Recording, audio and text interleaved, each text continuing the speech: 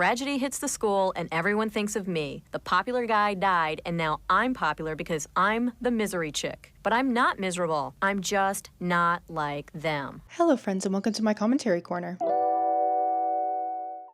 If you're new here, welcome, and if you're a returning subscriber, thank you so much for coming back because I love having you in my corner. And today, we are talking about Daria. I'm excited. I may not look terribly excited, and that's because, yeah, it's just been a long day. But I'm here with my friends talking about fun TV shows, so much needed bestie bonding time. But anyways, I hope that you're doing well. I hope that your week has been good. What I'm thinking, I just started watching Daria like a month or so ago, and I've been loving it. I've been eating it up. It is a fantastic show. People kept recommending it to me, and I'm really glad that I gave it a chance because it's now become a comfort watch of mine for sure. And I'm feeling locked in. I'm only a couple seasons in, so there are things that I know are going to change and develop and all of that, but there are things that I feel like I'm able to give my thoughts on before I've gotten to the end. So I'll have to see just how things may change, but for right now, the initial vibe, of course, from Daria is that she is very classically just a very monotone character. She doesn't show a lot of outward emotion. She doesn't really smile. She doesn't really show many facial expressions at all. She's very sarcastic. She is highly intelligent and therefore likes to mess with people, sometimes mock them. She tends to hate kind of the typical things that other teenagers like, you know, the time they went to the mall for a class assignment and she was dreading it, even though every other teenager in the class was jumping at the bit because they're like, wow, we get to go to the mall for school, which, you know, yeah, that'd be cool, but was not feeling it. She's definitely not a pep rally girl. She is just overall pretty dry. And so I think that that lends itself to people assuming that she is just a miserable girl, that she doesn't care about anything, that she's just sad all the time. And honestly, that goes for inside of the show and outside of it. I had gotten some comments on the first Daria video that I made, and there are people who believe that she really is just this miserable teenage girl. There's nothing more to her, basically. She's just miserable. I need to think of another word other than miserable. Let me look up some synonyms. I know other words other than miserable. Sad. You know, other words. This is still the intro. I'm sorry. Wretched. Wretched is the first thing that comes up. That seems excessive. Unhappy, depressed, woeful, forlorn. What is this, scripture? Bleak, lonely, depressing, dark, somber, desolate. Okay, yeah, depressing, somber. Those are some other words, just in case you're taking the SAT anytime soon. I don't know. Anyways, forlorn, woeful. Maybe I don't know how you can use those unironically, but anyways, so people make that assumption about her, and I don't agree with that. I do think that Daria cares. I do think that there is more to her than just misery. She can be cynical. Absolutely, she can be cynical. She has just her bleak moments, but a lot of her cynicism is much more directed towards acts of hypocrisy, conformity in society, just superficiality, things that really just make people in society unhappy, things that we feel like we have to perform in order to look like everybody else. And she's just not in the business of pretending like she wants any part of that. And so that was kind of a long intro and a lot was put into that, but just wanted to set that up because I think that it's important where Daria is starting from and just some of the ideas that people have about her. But we're gonna jump into it. Okay, so I think the main episode that I really wanted to focus on and bring forward as just an example, and probably what you think of as well, you know, if you're a fan of Daria and have watched it before, the misery chick, because I think it paints a beautiful picture of what Daria is actually like. Just brief synopsis. Tommy Sherman, who is a former football star and alumni of their high school, comes back and is gonna be there for a football game and all that jazz. But Tommy is the biggest egomaniac jerk that you'll ever meet. I see one thing about Lawndale football has improved a lot since I was unanimously voted most valuable player. My boyfriend's Kevin Thompson. He worships you. Why don't you and I head back there, get horizontal? Didn't you hear what I said? My boyfriend is your biggest fan. What are you telling me? He wants to watch? I mean, he was just awful. In literally every single interaction that he had, he was insufferable. I'm the QB. Why are you laughing? Why are you? I'm just picturing a scrawny little guy like you trying to play for some third-rate junior college somewhere and getting your butt kicked every week. And Miss Daria puts him in his place because, well, she doesn't even know who he is, first of all. And he's like, well, everybody knows who I am. And she's like, no, what are you doing? Get away. And she hurts his ego, clearly, and he can't have that. Oh no, he can't have that because his ego is the size of freaking Texas. He then says nasty words to her. You're one of those misery chicks, always moping about what a cruel world it is, making a big deal about it so people won't notice you're a loser. After he leaves, Jane and Daria are making some jokes about him, and then all of a sudden, Mans dies in a freak accident with the very goalpost that made him famous, I guess. What bothers me is that jerk is going to be treated like a hero for the rest of his life. Maybe he won't live that long. Come on, you know wishes don't come true.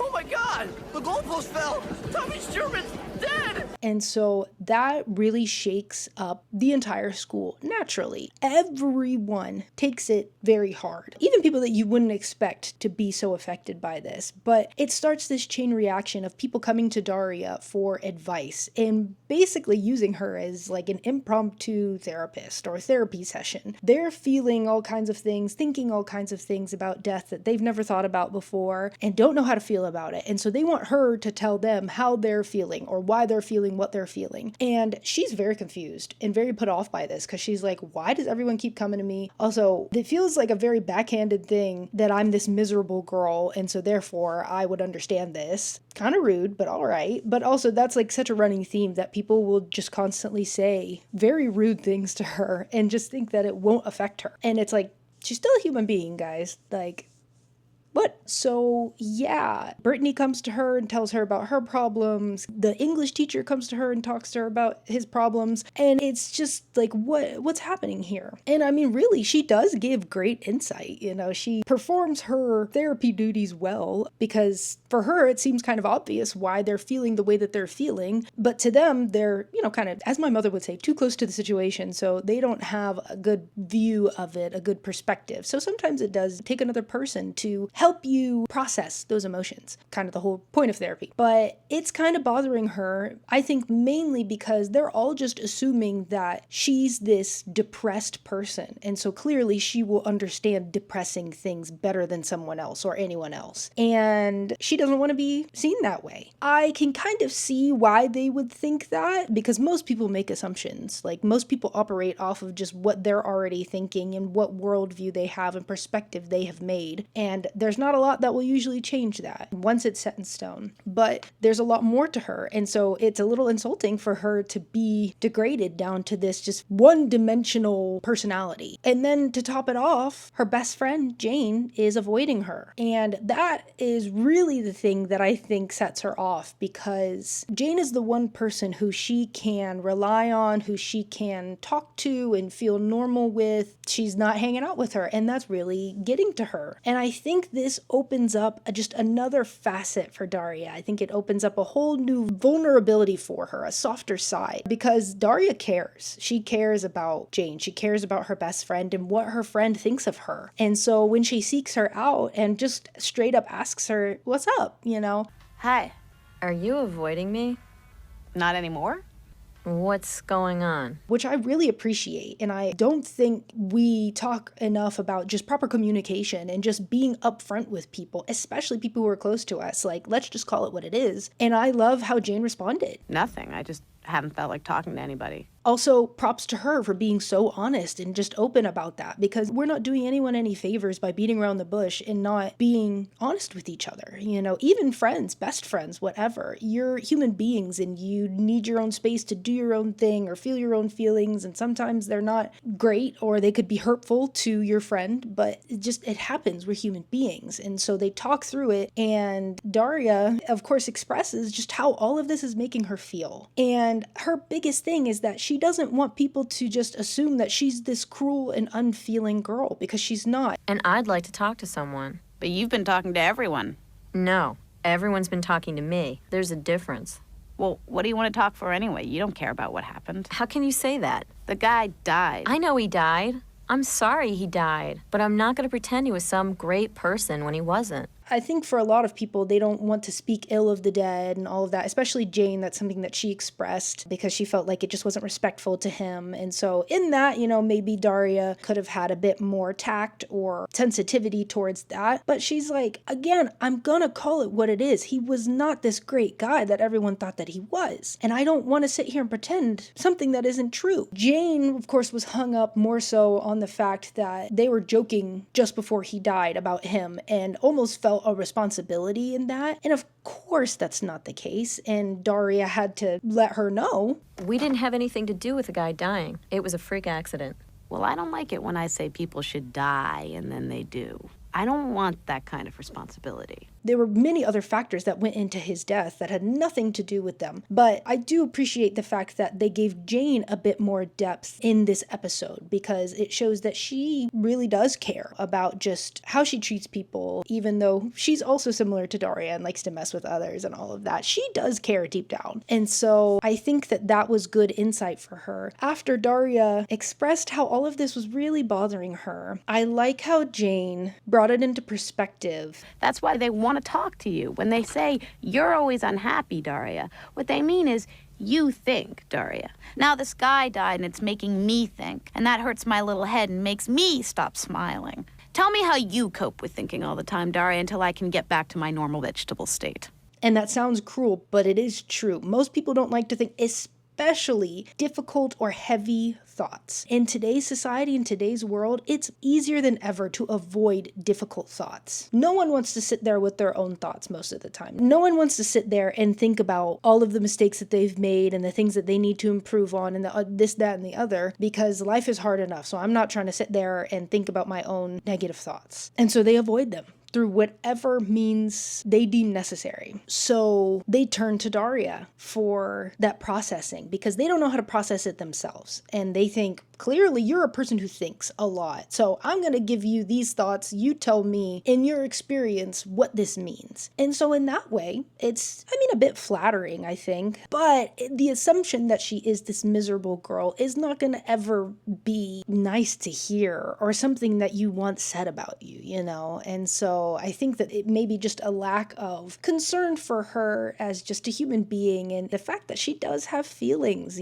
Tragedy hits the school and everyone thinks of me. The popular guy died and now I'm popular because I'm the misery chick. But I'm not miserable. I'm just not like them. And so that assumption is not good. But I will say it is interesting how they all could see that she's a person who clearly uses her brain. I really like this show, y'all. And I like how it just lays out some of those thought processes and feelings. It feels really healthy and really good, And I eat up a show like that. I think something too that I wanted to note was that I think it especially hit the school so hard because it was a very young person who died, of course. He was, late teens, early 20s, whatever he was. He was very young, and of course people will often say he was too young to die, which of course we all know. There's no age limit or whatever on death. No one is too young. It comes for us all. Not to get morbid, but it is what it is. But I think it just brought people to reality in that moment that we're not invincible. And I think it's really easy to think that, especially as a young person, as a teenager, you didn't think anything was going to happen to you. You thought you had at least another, 40 years, 50 years. You're going to grow to be this old person, have grandkids if you want that. You assume those things, but we are not guaranteed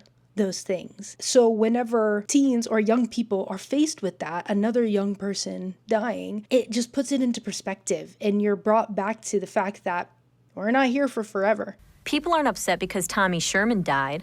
They're upset because they're gonna die. That's understandable. So, yeah, that was a little heavy, but I appreciated how they addressed that and just the response. It was so good, so healthy. I loved Jane and Daria's interaction. Y'all, I teared up a little bit. It was just good. I need another synonym for that. I don't know. good.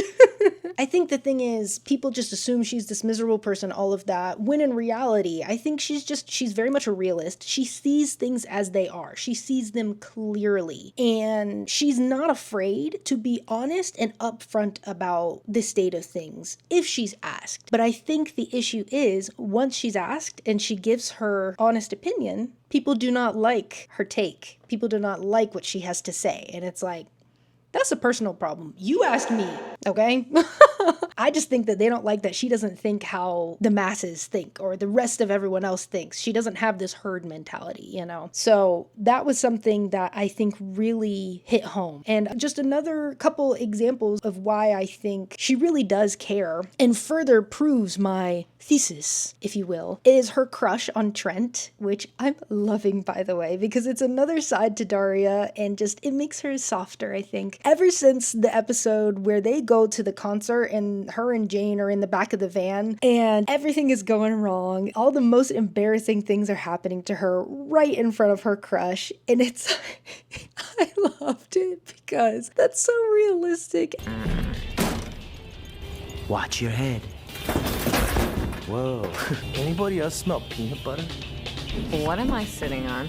Looks like a sandwich. And it's an antique.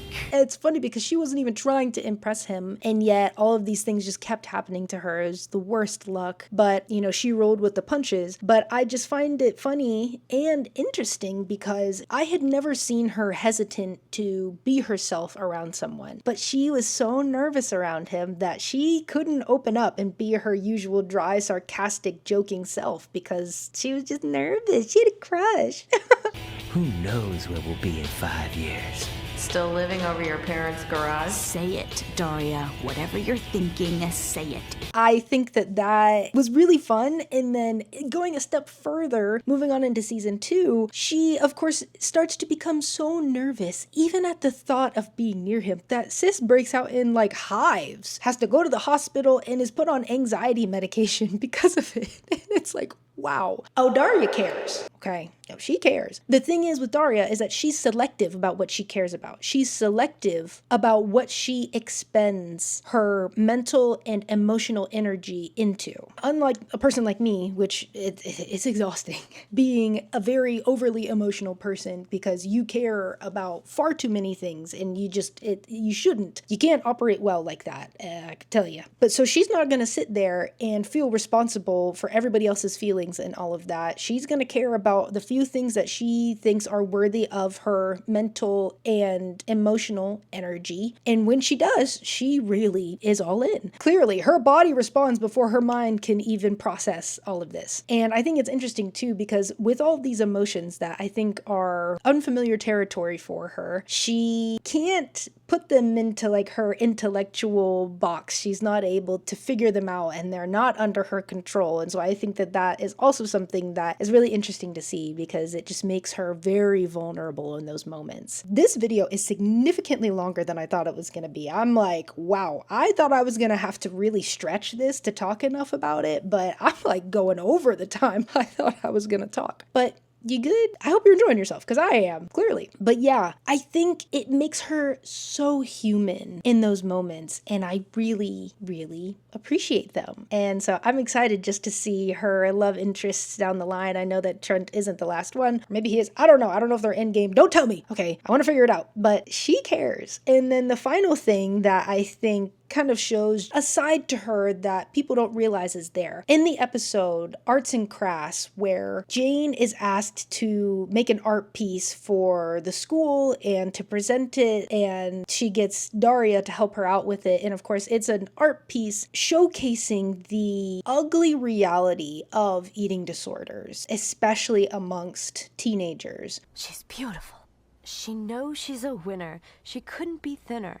Now she goes in the bathroom and vomits up dinner? The administration is not happy about it because they're like, this is inappropriate. How could you say it with such crassness? It's so harsh, you know. You can't do this. You can't put this in front of people. And they are explaining to them that this is for a reason. All the emphasis on appearance today can be dangerous. The girl is very pretty, and your first reaction is, what a happy teenager. But maybe that's not the whole story. Maybe that prettiness comes at a price. The whole point of this is to be shocking, to be harsh, to be crass, because that's also art, oftentimes. It's to send a message. And sometimes you need people to wake up, but they're uncomfortable with it. They're trying to get them to change it. They're refusing. They're like, if you want to take it and change it, take my name off of it, because I don't consent to you changing the message, because it's very purposefully written like this. And it's just funny because the adults want to pretend like this doesn't exist.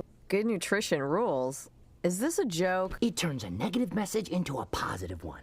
She's not pretty because she starved herself into it. She's pretty because she takes care of herself. Daria and Jane's whole thing is that, no, this is the reality. So much of this adolescence, teenager, high school dynamics are filled with awful, unhealthy traditions and practices that we need to call out. Otherwise, they will continue to happen. I mean, they're going to continue to happen regardless, but if there's education about it, if we're really bringing it out into the surface and calling it what it is, we can start to fix things. But if you keep trying to avoid it, we're definitely not going to fix nothing. And of course, they take the painting from them, change the message, and then Daria and Jane destroy it because, first of all, this was our property. And I love the clapback from Helen. Oh, You took my daughter's poster from her, altered its content, exhibited it against her will, and are now threatening discipline because you claim she defaced her own property, which you admit to stealing? That's not what I said at all. First of all, I hate the principal, and I'm probably going to make a video about her at some point, but she time and time again shows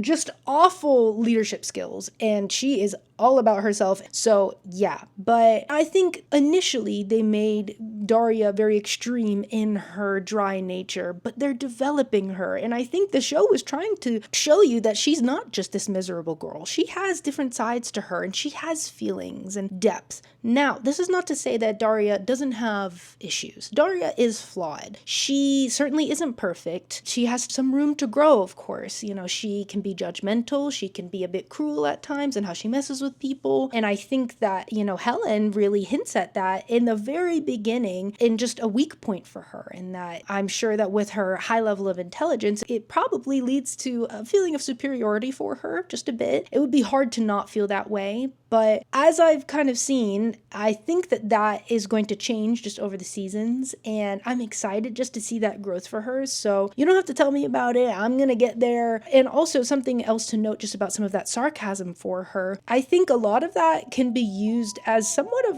a defense mechanism for her because it keeps people at a distance, She can't let people get too close. So I know that there's going to be some growth for her in that, and I'm excited to see that. But there's a train coming, so I'm gonna have to end this video because that thing is loud. So anyways, I'm gonna end it here. I've been talking for far too long, but you guys let me know down in the comments if you'd like to hear me talk about anything else with Daria or even a different TV show, movie, whatever. I love hearing from you guys. If you like this video, go ahead and hit that like button for me and hit that subscribe button so that you can get the alerts for these videos and so that you can see this face a whole lot more. And I will catch you on the next one. Bye!